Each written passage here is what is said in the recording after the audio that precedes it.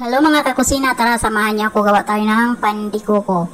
So ayan, naglagay na ako ng isang itlog, then warm milk ng 400 grams, then 2 tablespoon of yeast at saka oil.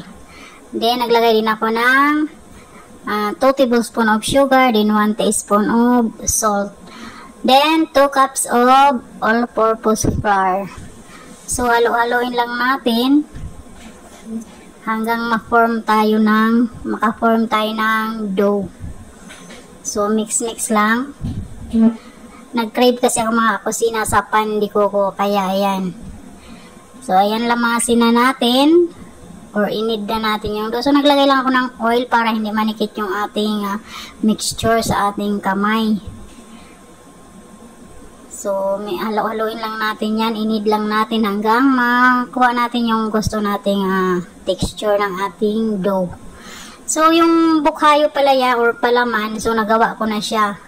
So, hindi ko na sinabay dito ang video kasi para maiksi yung ating video.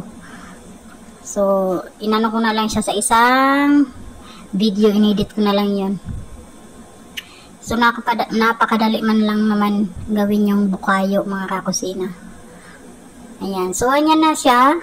So, i-rest lang natin ng ating dough ng 1 hour. Ayan.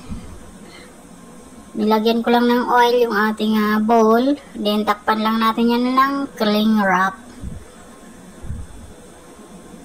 So, ayan na siya. And then, after nga yan, after 1 hour, so, ayan, nag-start na tayo platin ng ating dough. So, lagyan lang natin dyan sa gitna ng ating bukayo or palaman. Tapos, takpan lang natin ng paganyan. So, saraling version ko lang ito mga kusina. Hindi naman tayo professional baker. So, pang kain-kain lang ito. Pang merienda. Ayan. So, at ayan, tapusin ko lang yan mga kusina. Tapos, i-bake lang natin yan mga kakusina sa 200 degrees na at init ng apoy. So, preheated oven na yung apoy natin.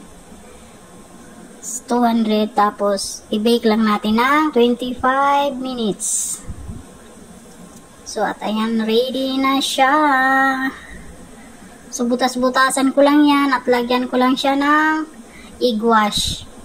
So, tusukan lang natin siya ng tinidor. Ganyan lang. O, diba? Napakadali.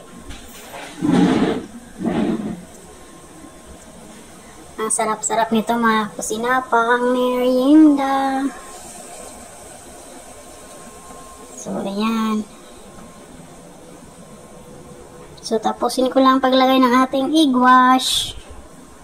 Para medyo maganda ang kulay ng ating pandikoko. So, tayo ready for bake na. O, diba? Ang bilis lang. So, after 25 minutes, ayan na siya. So, kainan na.